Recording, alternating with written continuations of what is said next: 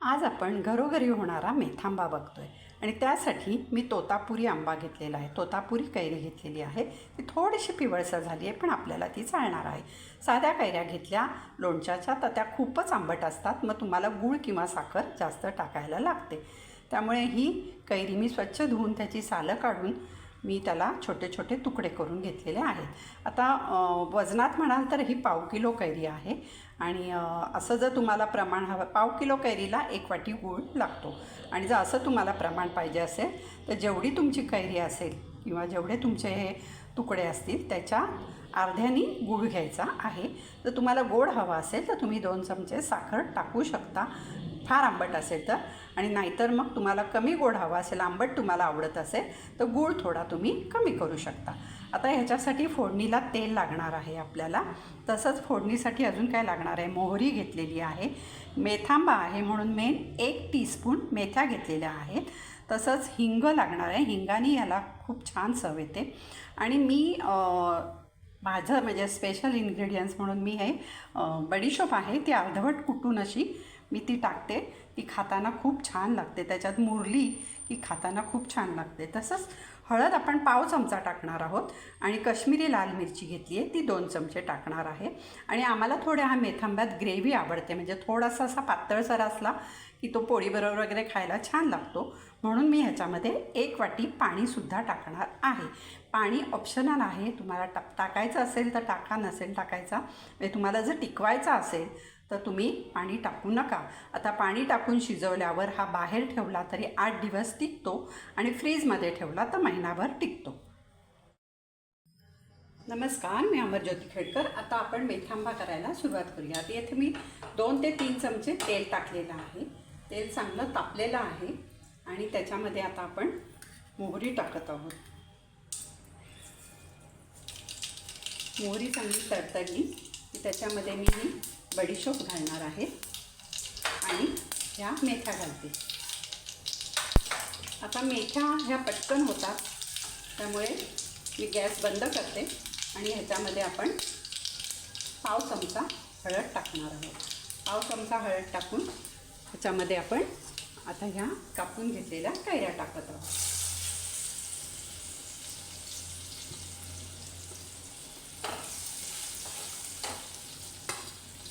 ह्या कैऱ्या आता आपण छान परतून घेणार आहोत. त्याच्यामध्ये त्याला 1-2 झाकण ठेवून वाफ काढून घेणार आहोत, म्हणजे त्या मऊ पडतात. आणि त्या मऊसर झाल्या की मग त्याच्यामध्ये पुढचं जिन्नस आपण टाकूया. आता ह्याच्यावर मी झाकण देते आणि त्या झाकणावर मी पाणी ठेवणार आहे, म्हणजे त्या कैऱ्या चांगल्या शिजतील.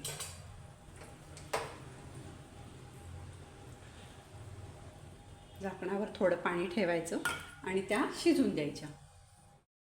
आता 2 मिनिटं झालेली आहेत. आपण झाकण काढून बघूया.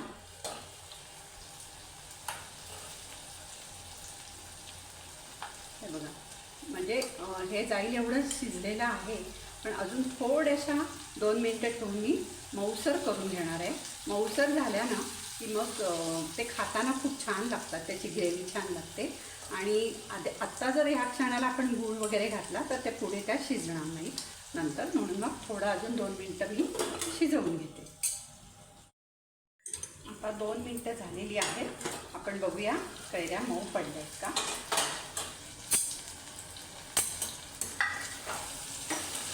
खाली लागायला लागलेत, म्हणजे त्या आता मऊ झालेल्या आहेत चांगल्या, त्यामुळे खाली लागत आहेत. बघा, ट्रान्सपरंट दिसायला लागल्यात अशा, त्यामुळे ह्या झालेल्या आहेत. हे बघा, तुम्हाला दाखवते. हे बघा, अशा ट्रान्सपरंट दिसायला लागतात आतपर्यंत शिजल्या ते, नाहीतर मग त्या पांढऱ्या पांढऱ्या अशा कडक दिसतात. आता ह्याच्यात आपण मीठ टाकून देऊया. मीठ टाकलं नव्हतं मगाशी मी. मीठ टाकलं की त्या पटकन मऊ पण पडतील. थोडं मीठ टाकूया.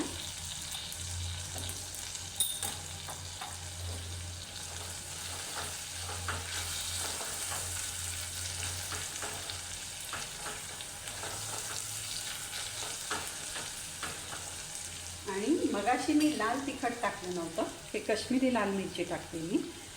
हा मेथांबा आहे ना, आंबट, गोड, तिखट आणि मेथ्या असल्यामुळे थोडा कडू असा असतो, तर त्यामुळे तो खूप छान लागतो.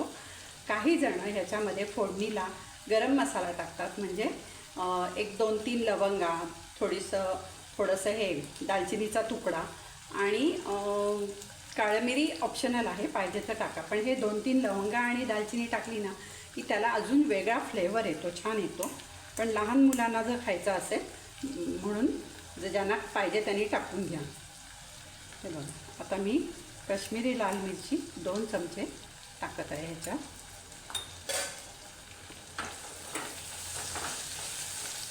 आता ही छान ढवळून घेऊ आपण.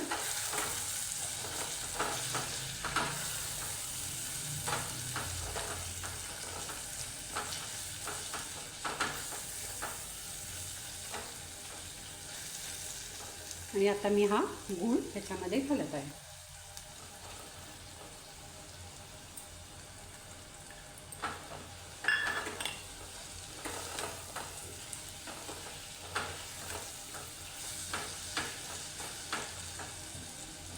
आता गूळ त्याच्यामध्ये विरघळेपर्यंत आपण त्याच्यावर झाकण ठेवू. तो थोडा शिजला गूळ की छान विरघळून जाईल. त्यांना टिकवायचं आहे त्यांनी हा छान विरघळून द्यायचा. 1-2 मिनटं गूळ अजून थोडा थोडा राहिलेला आहे आणि असाच गार करून बाटलीत भरून ठेवायचा. पण आम्हाला थोडंसं असा त्याचा रस आवडतो त्यात असलेला, म्हणून मी 1 वाटी पाणी घालत आहे याच्यामध्ये. पाणी घालणं ऑप्शनल आहे. तुम्हाला जर टिकवायचं असेल तर पाणी घालू नका. वर्षभर टिकवायचं असेल तर असं पाणी घालूनसुद्धा तुम्ही साधारण फ्रीजमध्ये ठेवून 1-2 महिने वापरू शकता. पण जर वर्षभर टिकवायचं असेल तर पाणी घालू नका. आता हे आपण चांगलं 2 मिनटं छान शिजवून देणार आहोत. आता ह्या मेथांब्याला किती सुंदर कलर आलेला आहे बघा. ही काश्मीरी लाल मिरची घातल्यामुळे त्याला खूप छान रंग आलेला आहे. आणि हे बघा, ह्याचा हा ज्यूस आहे ना, ही ग्रेव्ही हा खूप ही छान लागते पोळीबरोबर. थोड्या वेळाने ते घट्ट होईल. असा हा आपला मेथांबा तयार आहे. धन्यवाद.